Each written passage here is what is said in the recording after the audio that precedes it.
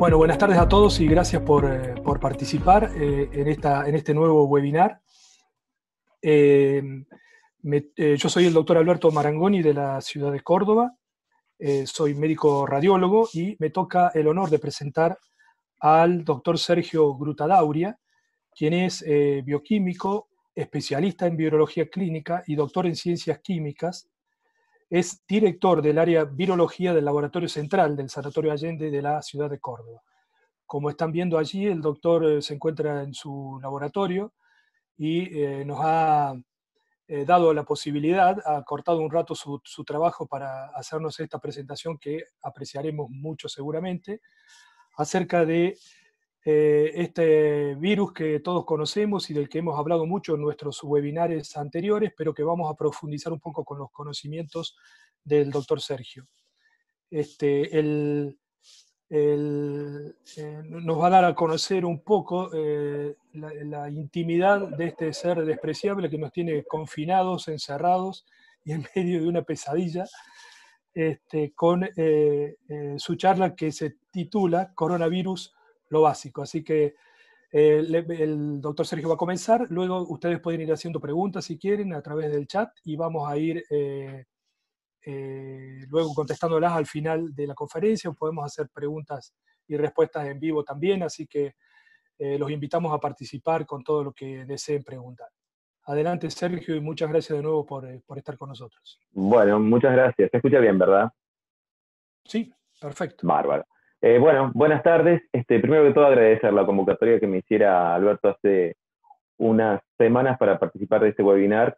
Creo que cuando alguien te invita a dar una charla, en cierta forma, te está poniendo un voto de confianza, de que no vas a aburrir al auditorio. Entonces, bueno, gracias por esa confianza.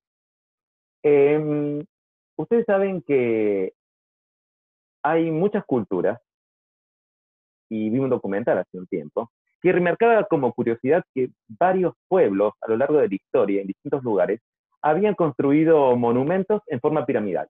Si bien las pirámides de Egipto son las más famosas, sin duda, eh, los, a ver, los mayas y los aztecas también hicieron las suyas, y también esta que está en Camboya tiene una forma piramidal, y hasta la catedral más moderna del mundo, que dicen que la van a terminar para el año 2026, la Sagrada Familia en Barcelona, también tiene una estructura piramidal. Esto no debería extrañarnos, ya que esta forma geométrica eh, provee la posibilidad de, gracias a una gran base, poder construir hacia arriba, ganando altura, y evitar, merced a esa gran base, que colapse el resto de la construcción. Y creo de la misma forma que toda ciencia debe conocer bien sus fundamentos básicos para poder entender los conceptos más elaborados. Por eso, el nombre tan simple que tuvo esta charla de lo básico. Allá por 1965, muchas infecciones respiratorias altas quedaban sin diagnóstico etiológico, hasta que se les ocurrió poder proceder a inocular todos esos materiales en cultivos de células, esperar unos días, y aparecieron al microscopio electrónico estas imágenes. Y un cráneo de la época le habrá visto la forma de corona, y por eso se ha bautizado esas partículas y ese virus como coronavirus. Recordemos que en esa época, en el 67, la técnica diagnóstica más avanzada para virus era prácticamente la microscopía electrónica. Bueno, entre el 65 y el 67 se empezó a caracterizar el síndrome producido por este coronavirus. Eran infecciones respiratorias altas, autolimitadas, muy raramente había neumonías en pacientes inmunocomprometidos, en niños pequeños o en ancianos, y era propia de los climas templados, con picos anuales en invierno y en primavera. Se llegó a decir que entre el 15 y el 30% de todos los resfríos en adultos son causados por coronavirus, y que también podían producir reinfección. Se establecieron a partir de allí los cepas prototipo humanas, que cuando uno habla de una cepa, tiene que decir de dónde la sacó, y así sea con un código, y cuándo la sacó. Por eso está Estados Unidos 1967 y alguna sigla que se pueda referenciar. Pero claro, como no era una infección que causó una morbimortalidad, quedó medio que relegada. Y como que se investigó en ese laboratorio del fondo del pasillo de los institutos de virología. Por eso que se empezó a ver qué pasaba con los animales, si había presencia de estos virus en el reino animal. Y efectivamente, se vio que había un grupo de coronavirus, los alfa, que se los estoy señalando acá, y los beta coronavirus, que se originaron en murciélagos, y estos constituían y constituyen el gran reservorio animal de los coronavirus. Mientras que había otro grupo grande, los gamma y los delta coronavirus, que se originaron en aves y que circulaban en aves. Pero más allá de eso, se vio que los alfa coronavirus estaban muy distribuidos en la naturaleza. Fíjense, alfa coronavirus de felinos, de caninos, porcinos, del hurón, del conejo, el coronavirus eh, humanos, que son las cepas prototipo, y los coronavirus del grupo alfa de murciélago. En el grupo beta, porcinos, ratón, rata, bovino, equino, canino, los humanos, también prototipos, el SARS, los coronavirus de mapache, el MERS y los de murciélago. También los que pertenecían a una gamma y delta, que son esos que se originaron y circulan entre las aves, que producen infecciones en aves, pavos, delfines y ballenas, y el grupo delta, porcino, aviares y felinos. Como para resumir, esto es simplemente para darles un pantallazo, estos virus están ampliamente distribuidos en la naturaleza y son especie específicos. Esa especificidad de especie, que lo que me está diciendo es por más que yo me coma un murciélago vivo, no me voy a contagiar de su coronavirus, me está dada por la selectividad del receptor celular al cual va a infectar ese virus. Y pueden producir un amplio rango de enfermedades. A partir de allí empezó también la caracterización de estos virus. Son virus envueltos. Y cuando uno dice envuelto, ¿qué quiere decir? Que tiene una bicapa lipídica rodeando al genoma viral. ¿Eso por qué es importante que sea envuelto? Porque como es lípidos, como son grasas, bueno, con agua y jabón los puedo desmantelar, puedo evitar la infectividad. Lo mismo que usando un solvente orgánico como es el alcohol o el alcohol en gel. En esa bicapa lipídica se insertan proteínas. La más importante es la proteína S, también llamada spike o espiga, que es la proteína que se va a unir al receptor celular, es la que va a mediar la infección y la entrada a las células que infectan estos virus. Fíjense que tiene dos dominios, uno globular y uno ahí en forma de palito, que es con el que se inserta a la bicapa lipídica del virus. Después también hay una proteína E de envoltura, hay una proteína M de membrana que le da una cierta estructura a esta formación, y hacia adentro está la proteína N, que son los circulitos celestes, que es la de la nucleocápside. Este virus posee un genoma RNA de polaridad positiva. Polaridad positiva quiere decir que el mismo genoma se puede usar para sintetizar proteínas, que es lineal, no segmentado, de simple cadena. Para que ustedes tengan una referencia, influenza tiene un RNA también, que también es de simple cadena, pero está segmentado en 11 segmentos. Y la particularidad que tiene este RNA, que tiene un tamaño muy grande, 30.000 nucleótidos. Fíjense que hepatitis C tiene 10.000 y HIV tiene 9.200. 20.000 de esos nucleótidos están acá, en un gran complejo proteico que integra también y que comprende la polimerasa viral, que es la que usa el virus para replicarse. Y acá están, en los 10.000 nucleótidos que sobran, la proteína S, la proteína E, la proteína M y la proteína N, y lo que nosotros llamamos las proteínas estructurales que conforman la partícula viral. En lo que hace a la infección viral, el virus ingresa después de unirse a un receptor celular que está sobre la superficie de la membrana celular. Una vez que se produce ese contacto, este virus es endocitado hacia un endosoma. En el endosoma baja el pH y la bicapa lipídica del virus se fusiona con la bicapa lipídica del endosoma. Y a partir de ahí sale expulsado, como si fuera escupido, el ARN hacia el citoplasma de la célula. Esto es lo que se quería evitar con la cloroquina, porque la cloroquina lo que hace es evitar que baje el pH de este endosoma y que pueda haber esta fusión de membranas y pueda haber este release o esta liberación del ácido nucleico. Pero evidentemente no funcionó la cloroquina en esta infección viral. Seguramente hay otro tipo de entrada al virus, a la célula, que evita el paso que podía inhibir la cloroquina. Después de ello viene la replicación del ácido nucleico, de lo cual me voy a ocupar muy brevemente en unos minutos. ¿Y cuál es el objetivo de replicar ese ácido nucleico? Que haya, por un lado, proteínas, que haya RNA completo para integrar nuevas partículas virales, y también que se fabriquen y se sinteticen proteínas virales que son las que van a posibilitar que haya partículas infectivas. La proteína S, la proteína E, la proteína N.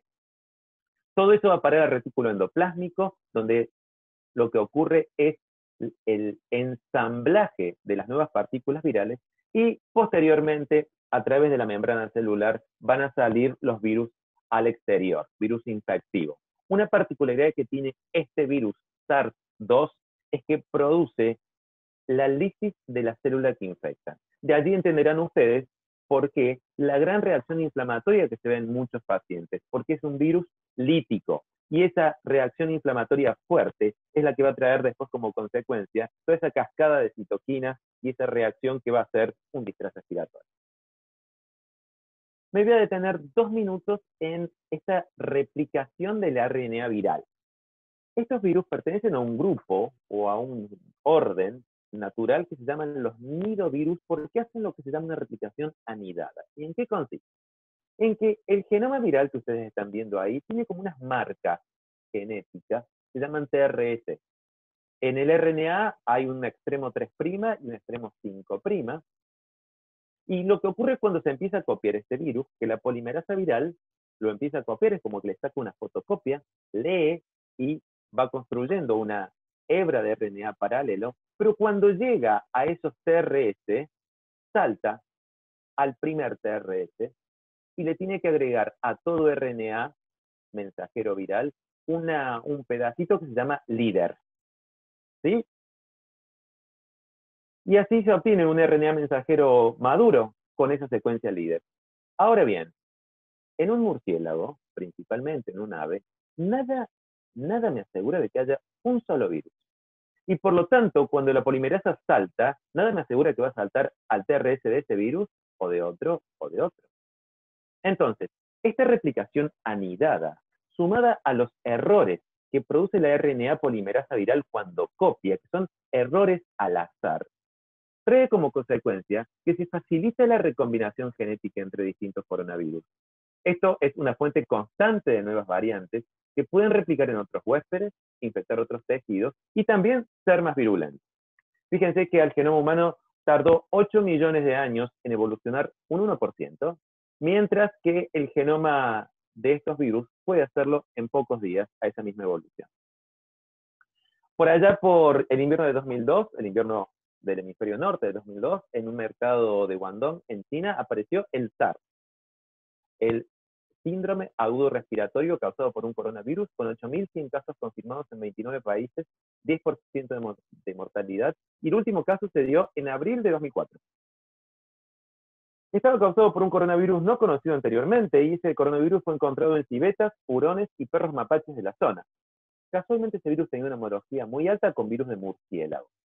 El 40% de los trabajadores de los mercados de alimentos donde esos bichos, civeta, hurón y perra, se comercializaban porque la gente los compra para llevárselo a su casa de mascota o para comérselo, carnearlo y llevárselo a su casa, o llevárselo a su casa y carnearlo posteriormente.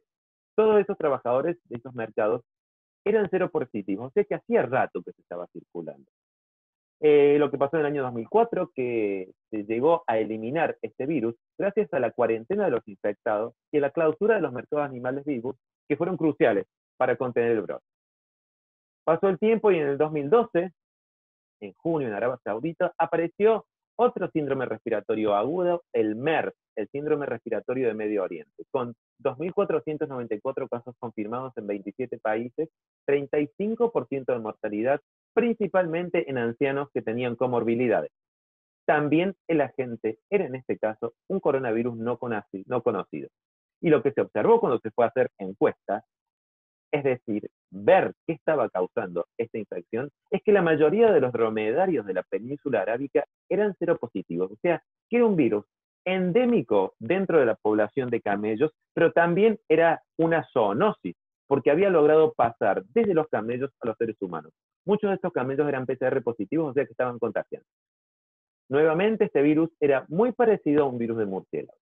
Bueno, el camello es un animal clave en la cultura, la economía, la alimentación y el transporte en Medio Oriente. Y no se puede sacar el camello, no se lo puede erradicar culturalmente. Por eso es que se siguen produciendo casos de MERS y MERS sigue circulando. Fíjense en este reporte de la Organización Mundial de la Salud que llega hasta mediados del año pasado, sigue habiendo picos más o menos en semanas epidemiológicas cuando más frío hace en esa zona de MERS. Ahora, ¿cómo hacen estos virus para llegar del murciélago al camello o a la civeta y de ahí al humano? ¿Cuál es la logística para que lleguen? ¿Muerden a los camellos o muerden a las civetas? Los camellos no comen murciélagos.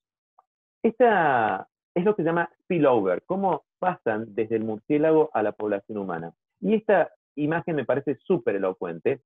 ¿Qué es lo que pasaba con MERS? Fíjense, en Medio Oriente hay palmeras, las palmeras atraen insectos porque tienen flores y porque tienen frutos. Y los murciélagos comen esos insectos y comen esas flores y comen esos frutos. Y duermen en las palmeras, colgados.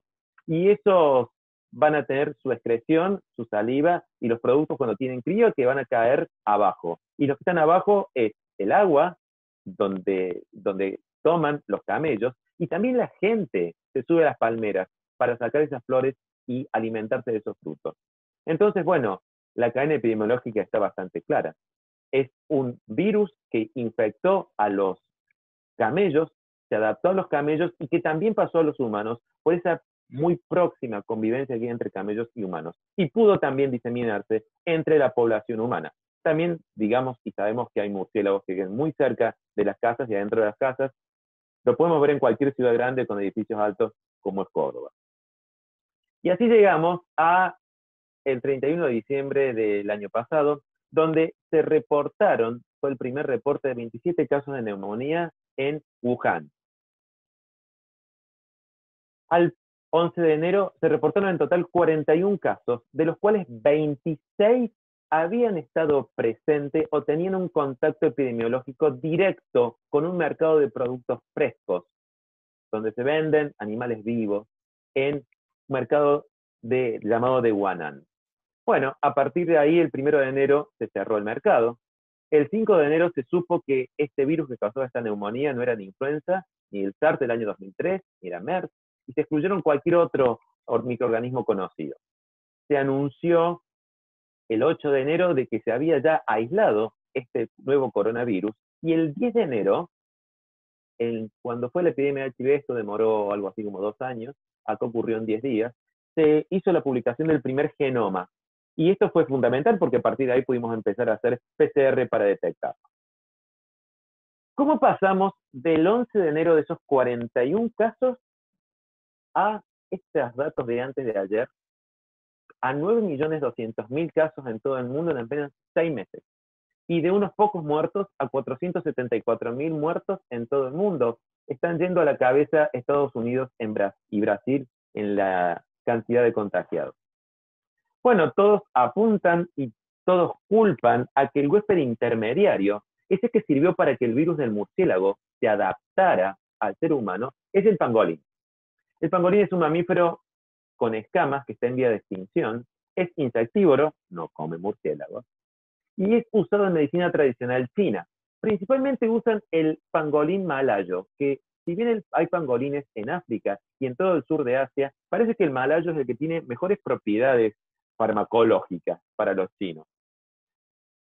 Como es una especie protegida y su tráfico es ilegal, estos animales no están inventariados en los mercados. Y se encontró que había un 99% de identidad entre el virus que se encontró en estos pangolines, en este paper se hizo esa búsqueda, con el SARS-CoV-2. O sea, entre todas las teorías que hoy se manejan, la que tiene más plausibilidad y la que tiene mejor respaldo científico es que el pangolín haya sido el huésped que adaptó el coronavirus y que posteriormente, como los pangolines están frescos en los en estos mercados haya sido el que dio origen a esta pandemia. Este virus, que primero fue denominado como nuevo coronavirus 2019 y después la Organización Mundial de la Salud dijo que correspondía denominarlo SARS coronavirus 2, posee un 78% de identidad con el virus del año 2003, pero un 89% de identidad con dos coronavirus de murciélago.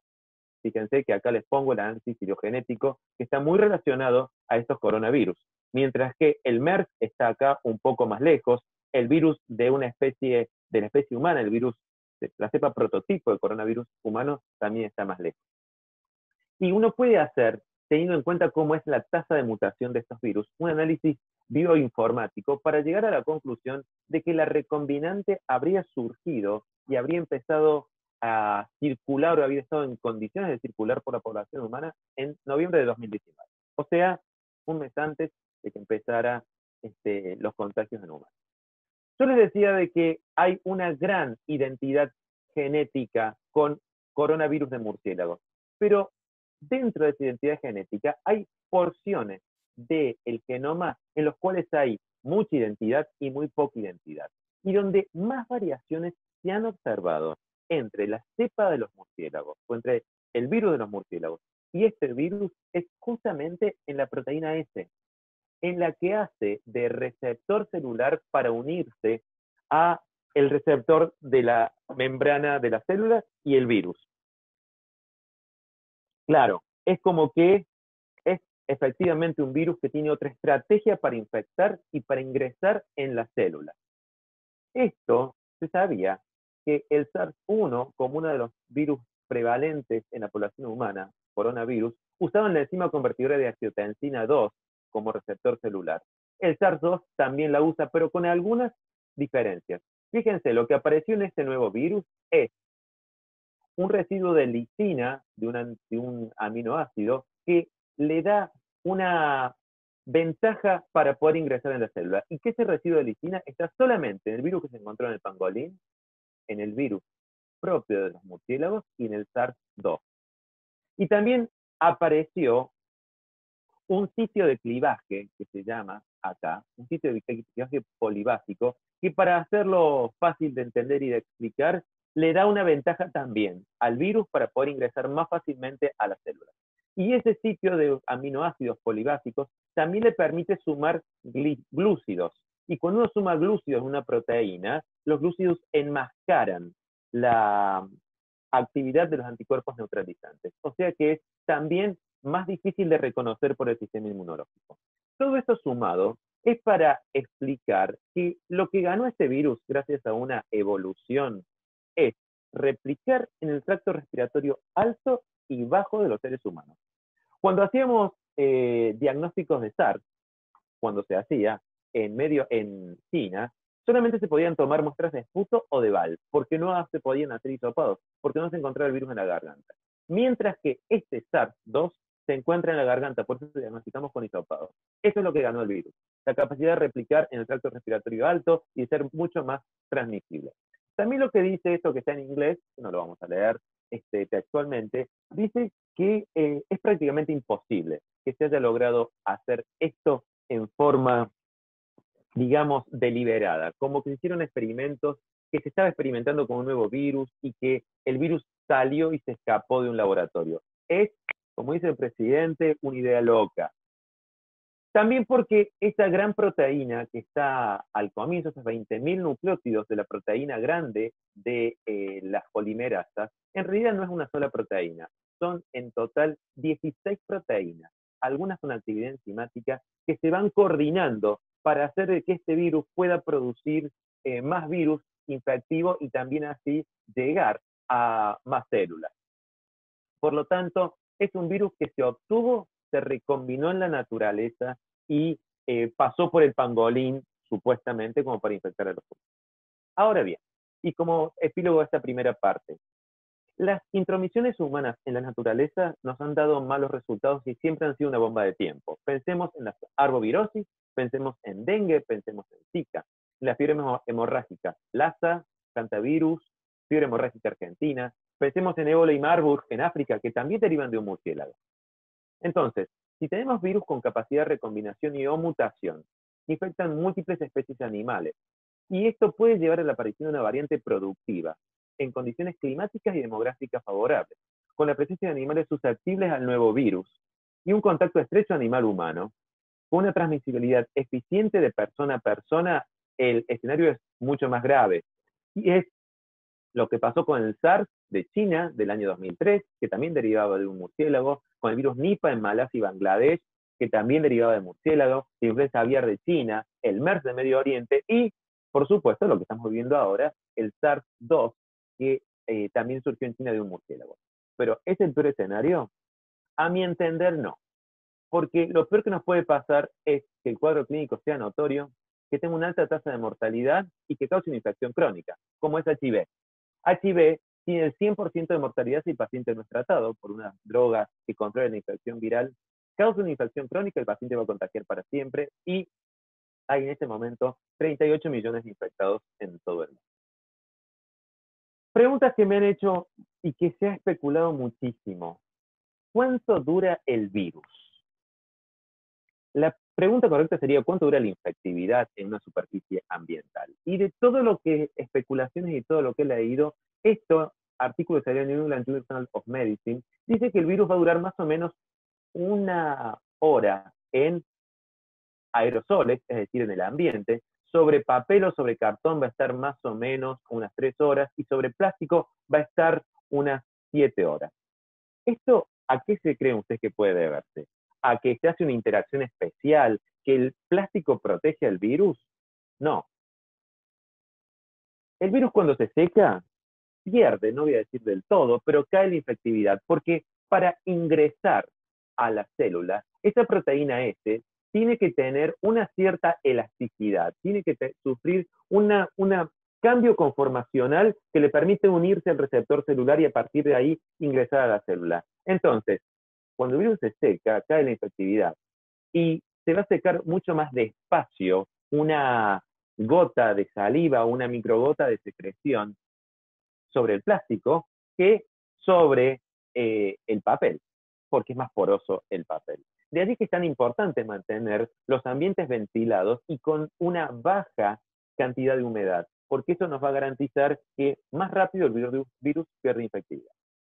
Y como yo soy bioquímico, hablo de diagnóstico y voy a hablar de diagnóstico, que es algo fundamental, porque hay muchas, cuando uno entiende cómo es el virus y cómo se diagnostica, y lo van a ver, muchísimas cosas que se derivan de eso. Bueno, el diagnóstico lo hacemos por PCR en hisopados nasofaringios.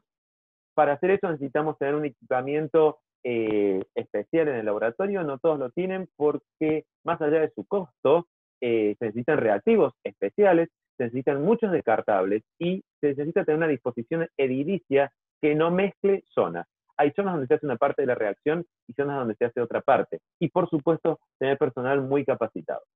La PCR el aparato que tengo atrás es un aparato de PCR. Lo que hace es una amplificación exponencial del material genético de partido haciendo ciclos de temperatura, con ciclos que van de 60 grados a 72 a 95 y repitiendo eso muchas veces. Si todo va bien, voy a lograr amplificar 68 billones de veces el material inicial de partida. Y voy a poder leer esa reacción gracias a la aparición de una señal fluorescente que me la va a leer un aparato como el que tengo a mis espaldas. Y por supuesto que hay en esto un factor económico. ¿Cómo? Porque se puede hacer el mejor diagnóstico con la mejor PCR, pero alguien lo tiene que poder soportar y pagar. Porque si los laboratorios privados no podemos y no tenemos la posibilidad de hacerlo, no vamos a generar dinero que van a pagar los impuestos para que funcione también el sistema público. En este momento las obras sociales tienen una cobertura bastante deficiente del test de coronavirus. El diagnóstico ambulatorio lo cubren muy pocas porque dicen que si los ministerios y los laboratorios de los ministerios, el Malbrán y los laboratorios de los ministerios en muchas ciudades y provincias de la Argentina hacen esto gratis, ¿para qué lo van a pagar?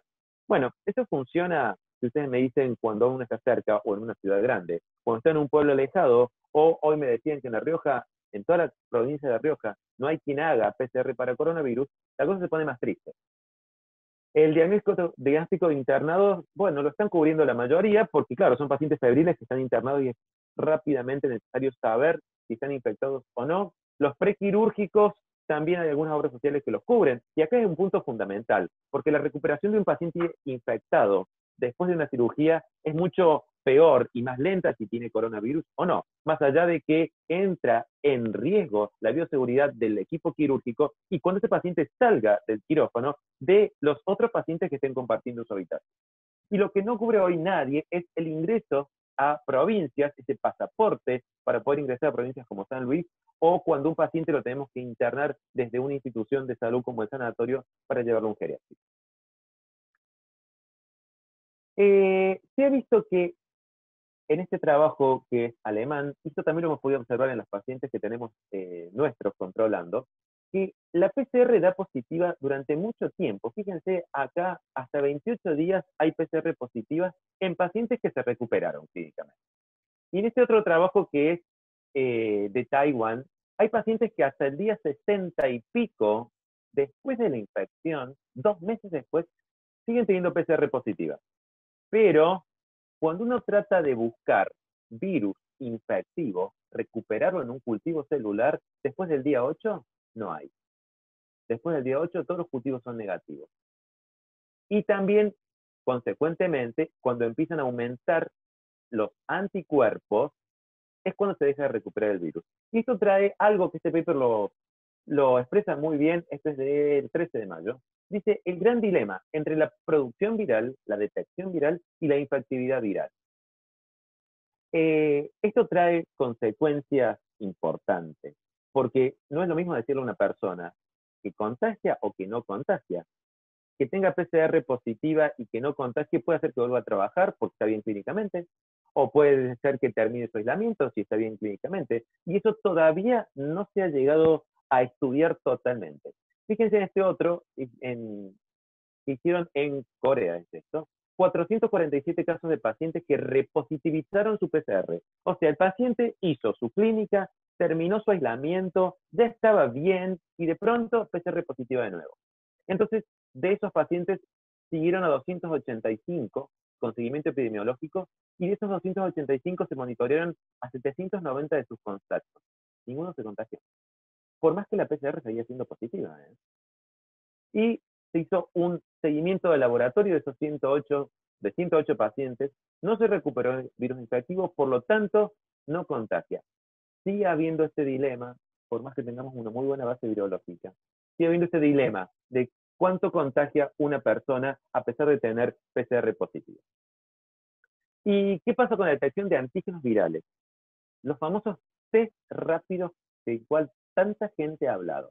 Para hacer un test rápido de detección de antígenos virales, como hacemos el formato EVA-test, para decirlo rápidamente, o como hacemos también la detección en el laboratorio en chiquitos con diarrea, de virus, rotavirus y adenovirus, o como que se hace en 10 minutos, o como se puede hacer una detección rápida de virus influenza. Bueno, para hacer eso se hacen falta anticuerpos monoclonales. Y para obtener un anticuerpo monoclonal demoramos de 8 a 12 meses. Y después hay que ver qué formato le van a dar, si van a ser test rápidos, si van a ser manuales automatizados, sensibilidad, especificidad, costo y utilidad de esos test. A ver, porque a lo mejor sirven por el costo bien en La Rioja, donde no hay otra cosa, pero por su costo no son necesarios o no son rentables hacerlo en un lugar como una ciudad grande. Y también los anticuerpos que tanto se está hablando ahora. Bueno, lo que tienen como objetivo los anticuerpos es, primero que todo, saber si una persona tuvo contacto o no con el virus. Pero para llegar a esa información hay que establecer la cinética de la respuesta inmune, conocer cómo es la respuesta inmune a cada una de las proteínas virales y correlacionar la respuesta inmune con la protección. Corroborar si hay cruces antigénicos con cepas prevalentes y circulantes, elegir los antígenos que se van a usar en esos test de anticuerpos, ver la sensibilidad, la especificidad y el objetivo. Y los objetivos que se han planteado en este momento y que los ha marcado el CDC es saber si el individuo tuvo contacto con el virus.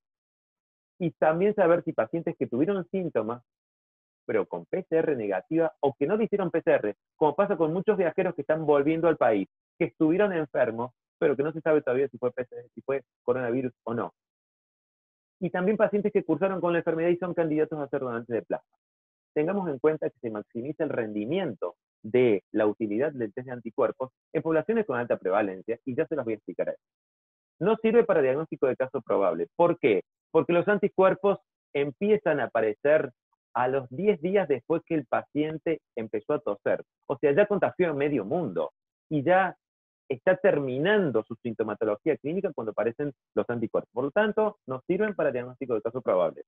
Tampoco sirven para hacer un pasaporte sanitario, y ya se los voy a explicar por qué no. Y tampoco sirve para permitir que personas, especialmente los trabajadores de la salud, volvamos a trabajar evitando el uso de elementos de protección personal.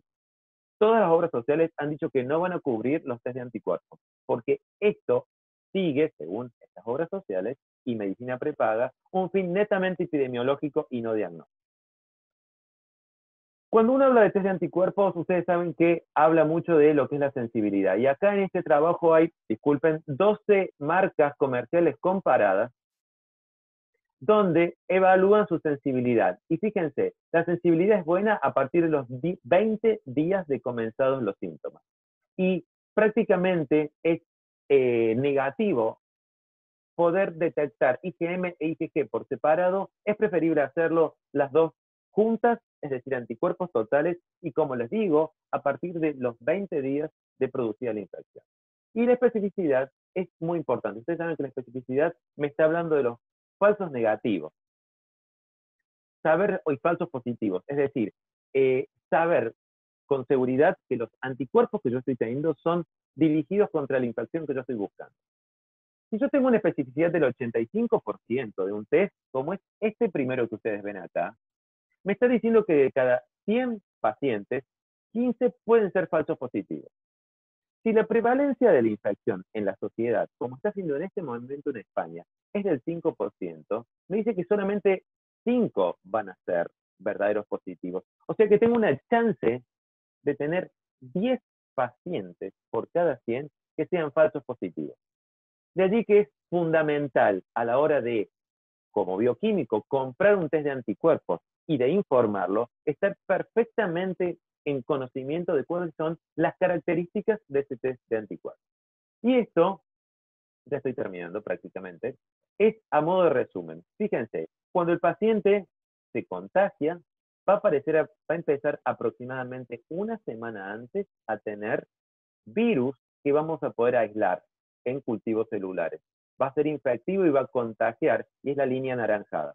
Esto va a decaer hacia la segunda semana, hacia los 10 días después de que fueron los síntomas. Acá están los síntomas. La PCR también va a empezar a subir, pero va a ser positiva durante muchísimo más tiempo, como les decía, ese dilema que hay entre PCR e infectividad. Y los anticuerpos van a subir cuando empieza a bajar la cantidad de virus, y van a durar, no sabemos cuánto tiempo, no sabemos si van a ser protectivos. Este salió publicado en JAMA el 6 de mayo, me parece que es un excelente resumen de los marcadores de la infección. Voy a decir una sola palabra de vacuna. Cuando uno va a plantear una vacuna, lo que busca es evitar la enfermedad en el huésped. No busca evitar la infección, busca evitar la enfermedad. Y cuando uno empieza a pensar en una vacuna, tiene que formularla y empezar a pensar si va a ser un virus atenuado, como es varicela, rubiola, sarampión, paperas, la Sabin para polio, fiebre hemorrágica argentina, fiebre amarilla, son virus atenuados. Si no, vas a buscar un virus inactivado, como es influenza, o la vacuna Salk para polio, o a vacunas a subunidades como son hepatitis A y hepatitis B. Una vez que uno tiene esto, tienen que empezar a hacer las pruebas de efectividad.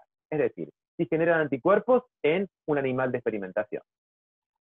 Si eso ocurre, lo próximo que hace es, en otro animal de experimentación, ver si estos anticuerpos generados son protectivos. Tiene que contagiar a ese animal de experimentación. O sea, tiene que buscar un sistema animal que pueda replicar lo que es la infección en seres humanos. Después viene la prueba de inocuidad. Porque para que una vacuna sea más inmunogénica y esa inmunogenicidad sea posible con el poquito de antígeno que inyectamos, hay que darle roscas con coadyuvantes. Un coadyuvante es algo que estimula inespecíficamente al sistema inmune. Y si yo me paso con esos coadyuvantes, puedo tener el riesgo de desatar reacciones autoinmunes en el futuro. Nefritis, enfermedades demielinizantes, artritis. Y hay que tener mucho cuidado. Y esto va a pasar en el futuro. Y por supuesto tengo que saber y tener en cuenta lo que es la duración de la protección. Entonces, todos los que están diciendo que tiene una vacuna que va a estar pasado mañana o dentro de un mes, ¿qué nivel de seguridad va a tener esa vacuna? ¿Y qué nivel de inocuidad y de efectividad? Yo no me la pondría. Porque si esto de las vacunas fuera tan fácil, ya habría una vacuna para los rinovirus, que son 70 rinovirus que causan el resfrío común, para los enterovirus, que causan desde diarrea a resfríos, hay 72 enterovirus. Habría vacunas para citomegalo, Epstein-Barr, herpes simple, virus para influenza, respiratorio sincicial, adenovirus, HIV. Habría una vacuna para hepatitis C, para dengue y para parvovirus. Para eso todavía no está. Bueno, mi última diapositiva es, está demostrado que cuando falla las bases tanto del conocimiento o de la arquitectura, los resultados son catastróficos. Y lo vemos en la Torre de Pisa, donde lo que falló fue el cimiento, el material y que se ablandó, por así llamarlo, el suelo que estaba por abajo de la torre. Y ocurrió eso. Creo, y esta es mi opinión netamente personal, como final y como corolario de esto, que en coronavirus todo es nuevo y no es simple. Es la primera vez que la humanidad se enfrenta a un virus de esta naturaleza. Me parece que es tiempo y momento de mantener los conocimientos en caliente y la política en frío. Y creo que es muy oportuno dejar que cada uno haga lo que sabe hacer. Es decir, que los médicos hagan de médicos, que los bioquímicos hagamos de bioquímicos, que los abogados hagan de abogados y que los kinesiólogos hagan de kinesiólogos. Porque cuando uno hace lo que no sabe hacer, porque no tiene base, está condenado a hacer un papelón. Les agradezco firmemente, nuevamente, la atención y la invitación y espero haber llenado sus expectativas. Si hay alguna pregunta, la vamos a tratar de responder gustosamente. Gracias. Bueno, excelente, Sergio, muchas gracias. La verdad que fue bastante simple entender, lo has explicado de una manera tan simplificada, valga la redundancia, que nos ha permitido conocer bastante de este virus. Así que Gracias. muchísimas gracias. Vamos a leer algunas preguntas que ya han hecho Sergio y las podés contestar en vivo. Dale. Sí, sí, sí. Una de ellas dice, la alta tendencia a mutar su código genético, el SARS-CoV-2, hace casi imposible la posibilidad de éxito de una vacuna. Mira, lo que va a haber que hacer es, primero que todo, encontrar, ustedes saben que los anticuerpos reaccionan contra un epitope en una proteína viral. Ese epitope tiene 8 a 9 aminoácidos. Va a haber que encontrar cuál es el anticuerpo que se va a unir a esos 8 o 9 aminoácidos y va a evitar que el virus ingrese a la célula. Eso va a haber que hacerlo antes de plantear la vacuna, ¿sí? Por eso son todas las pruebas de efectividad, protección, inocuidad y demás. Es probable de que, como dice la persona que pregunte, sea imposible. Sea como HIV, porque una persona que está infectada de HIV tiene toneladas de anticuerpos, pero ninguno de ellos le sirve para poder evitar la replicación viral. Entonces, es una lotería. Estamos verdaderamente en problemas. Sí. Bueno, otra pregunta dice, ¿algún comentario con respecto a la protección en pacientes recuperados? ¿Se pueden recontagiar? Mira, yo cuando me hacen esta pregunta siempre pongo el ejemplo de dengue. Ustedes saben que hay 4 tipos de dengue. Entonces, si yo me infecto con dengue 1, voy a tener protección para toda mi vida para dengue 1. No me voy a contagiar dengue 1. Pero esos anticuerpos que son protectores para dengue 1 son facilitadores para dengue 2. Entonces, cuando uno plantea una vacuna para dengue, tiene que poner los 4 virus juntos para asegurarse de que el próximo que entre no sea diferente. Nada me asegura que de acá a 5 años, 10, 20, aparezca un nuevo coronavirus y los que estén vacunados o los que estén infectados o los que tengan memoria inmunológica la pasen mejor o peor. Imposible de saber. Claro. Bueno, otra, hay algunos asistentes que felicitan por la excelente conferencia, Sergio.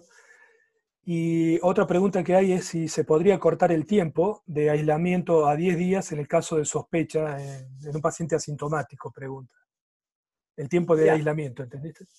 en un paciente se dijo que lo dijeron una persona de la Organización Mundial de la Salud, que los asintomáticos contagiaban menos o que no contagiaban. Bueno, un asintomático no tose, simplemente. Entonces va a contagiar menos. Más allá de que tiene, y se sabe que los asintomáticos tienen menos virus en la garganta. Yo creo que falta todavía terminar con ese dilema de que un paciente tenga PCR positiva y no contagie. Falta un poco de eso. Hay pocos laboratorios que hacen aislamiento viral y se podría hasta plantear un test genético para saber, una PCR para saber cuánto dura la PCR positiva y cuánto dura la contagiosidad, si así se dice. Pero para eso yo creo que van a pasar un tiempo hasta que lo podamos dilucidar. Bueno, acá hay una pregunta de tipo político, a ver si lo puedes responder. A ver, ¿Qué opinión tienes sobre el manejo gubernamental de la cuarentena en Argentina? eh, yo sobre, lo puedo decir como Sergio, lo puedo decir como ciudadano. Me parece que el objetivo de la cuarentena era capacitar al equipo de salud, acostumbrarnos todos a andar de barbijo, como estamos todos, que lo tenemos en el bolsillo, usar una escafandra, buscar respiradores, tener los test de PCR, ver cómo funcionaban los test de anticuerpos. Me parece que ese era el objetivo. Porque si el objetivo planteado es que no haya casos ni en el país ni en Córdoba, gracias a la cuarentena, es como cuando se incendian cerca de Córdoba, para los que no son de Córdoba, hay una localidad pegada a la ciudad que se llama La Calera, y que cuando hay viento en septiembre siempre se incendian los campos ahí. Es como evitar que el olor a humo de La Calera llegue a la ciudad. Van a llegar el olor y van a llegar las cenizas. Yo por más que cierre mi casa, el olor a humo va a entrar lo mismo. Entonces, el virus va a seguir su curso. Y me parece que lo vamos a poder frenar. No. Hay que tratar de minimizarlo, hay que seguir usando barbijo, el distanciamiento, pero ¿hasta qué punto ya la cuarentena no tiene consecuencias sociales y económicas que pueden ser más funestas aún que las consecuencias del virus? No lo pudieron frenar en los países más desarrollados. Y aparte, hay otra cosa. ¿Qué va a pasar si nuestra prevalencia de infección en Argentina es del 0,1% y el virus sigue circulando en el mundo? O sigue circulando, o pasa eso, 0,1 en Córdoba y está incendiada Buenos Aires. En algún momento yo voy a tener que ir a Buenos Aires para algo. O en algún momento alguien de Buenos Aires va a pasar por Córdoba. ¿Y qué va a pasar? Un nuevo foco. Vamos a volver a cerrar toda la ciudad. Me parece que el objetivo de la cuarentena no se está planteando como el que realmente tiene una cuarentena. Simplemente. Ok. Bueno, aquí hay otro doctor que pregunta por qué algunos son portadores asintomáticos y si hay algún elemento que se conozca protector para que no desarrolle la enfermedad. Eh, Se enferma quien puede y quien no quien quiere. ¿Cuántos sarampiones asintomáticos hay? ¿Alguien sabe? El sarampión es la única infección viral que no tiene asintomáticos. O sea, 100 personas que se contagian de sarampión, 100 personas hacen síntomas.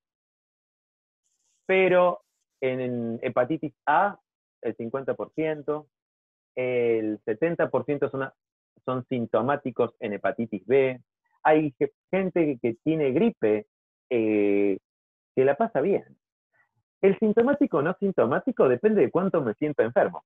Porque cuando uno le pregunta a un paciente con dengue, ¿cuándo empezaste a sentir fiebre? Y no sé, me parece que ayer tuve un poco de frío o antes de ayer. Entonces, primero veamos eso, que hay muchísimas infecciones que son subclínicas o asintomáticas. Y eso es por la particularidad que tiene el sistema inmune de reaccionar frente a un antígeno. Por más que somos todos seres humanos, somos lo suficientemente diferentes como para que unos reaccionen de forma más exacerbada que otros. Porque lo que nos alerta de que estamos enfermos es la inflamación. Y unos tienen una sensibilidad para la inflamación diferente a la que tienen otros. Yo creo que por eso. Bien, otra pregunta dice si existe evidencia que la carga viral ambiental tenga que ver con el desarrollo de cuadros severos de neumonía COVID-19. Mira, me parece que se refiere al inóculo, es decir, si yo me contagio, si me entran 1 millón de partículas virales o si me entran 10 millones de partículas virales. Me parece que se refiere a eso. Eh, la cantidad de virus que produce una célula infectada es tan grande, que la cantidad de virus que ingresa es prácticamente ínfima y no tiene relación con lo que vaya a ser la consecuencia de la infección. O sea, no es que si me entra poquito virus, me voy a enfermar poco y voy a tener un cuadro leve, y que si me entra mucho virus, el cuadro va a ser mucho más severo. No, no hay forma de saberlo, lamentablemente. Está bien, porque eso es una pregunta que se hace mucho, ¿no? Incluso anduvo circulando alguna cuestión relacionada con esto en cuanto a si los asintomáticos respiratorios contagian o no contagian, si la transmisión depende de la cantidad de partículas que hay en el Claro, ambiente, ¿no? Todo eso. Pero no hay evidencia eso, verdaderamente, no ¿no? hay evidencia de eso. Ok. Y el tiempo de contacto, Sergio, digamos, estar lejos ya sabemos, pero digo, si uno está en contacto con un portador, ¿tiene relación el tiempo que vos puedas estar con esa persona o un segundo ya te Sí, contagian, digamos? sí, o sea, va a depender de cuánto tose esa persona y cuánto yo puedo absorber de lo que tosió. Y cuántas veces me Ok, puede rascar los ojos porque me pican cuando tengo las manos contaminadas. ¿Sí? ok. No es un virus que replique tan eficientemente. Sarampión es el campeón en sintomatología y es el campeón en que si hay una persona con sarampión Contagiar. y estornuda, se van a contagiar todos los que estén cerca. Influenza es Mira mucho más vos. contagioso que esto. Lo que pasa es que también Bien. reconozcamos, el año pasado fue un año tremendo de gripe y no había estadísticas. O sea, nadie contaba y no salía en ningún diario ni en la radio. Mario Pereira decía, hoy se contagiaron tantos pacientes de gripe. Y la cantidad de gripe que hubo el año pasado fue tremenda. Según el Bueno, Ministerio de Salud, como 32.000 muertos hubo, ¿no? Por fiebre y neumococo, por por fiebre influenza y neumococo. y gripe. Entonces, Sí, bueno, si uno no busca, no va a encontrar nunca. claro. Bueno, hay una pregunta extraña que dice, buenas noches, ¿qué opinan sobre neutralizar el SARS-CoV-2 con suero de caballo? No sé, alguien habrá leído algo con relación a eso. Mira, ahora hay muchos tratamientos oncológicos que se hacen con anticuerpos monoclonales. Estos monoclonales tienen que estar humanizados. Es decir, se hace una molécula quimérica donde una parte es del ratón y otra parte es humana. Si no, las reacciones anafilácticas son importantes. Realmente son importantes. En un paciente que está llevando adelante un distrés respiratorio que está causado por una respuesta inflamatoria exacerbada del sistema inmunológico, meterle un suero de otra especie animal sería como peligroso. No me parece que sería una buena salida. Se están haciendo pruebas con plasma de convalecientes y no he visto que funcionen fabulosamente. Tal, o sea, que no tengan el 100% de efectividad. Tal vez sea que todavía no se ha llegado al punto de decir, bueno, ante un paciente con tal característica, en tal momento, ponerle tantas unidades de anticuerpos como para poder decir que funciona o no. A lo mejor los estudios que se han hecho no han sido lo suficientemente bien protocolizados.